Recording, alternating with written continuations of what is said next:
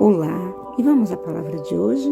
A palavra de hoje se encontra no livro de João, capítulo 10, verso 11, a parte B, que diz: O bom pastor dá a sua vida pelas ovelhas. Na verdade, a palavra de hoje é mais uma reflexão. Eu li esse texto e gostaria de compartilhar com vocês. O texto fala: o pastor chamado e o chamado pastor. O pastor chamado ama a gente, o chamado pastor ama dinheiro e fama. O pastor chamado prega com paixão, o chamado pastor prega.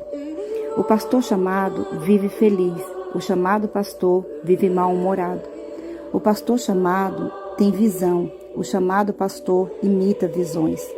O pastor chamado tem casa, o chamado pastor tem mansão.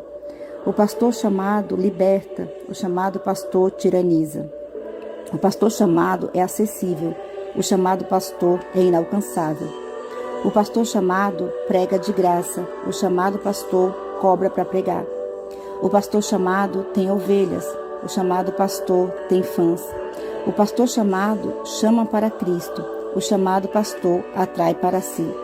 O pastor chamado erra, o chamado pastor é perfeito. O pastor chamado chora, o chamado pastor se vinga. O pastor chamado é inconformado, o chamado pastor é alienado. Qual desses pastores tem nos guiado? O pastor chamado ou o chamado pastor? Reflita, amém? Deus abençoe a sua vida.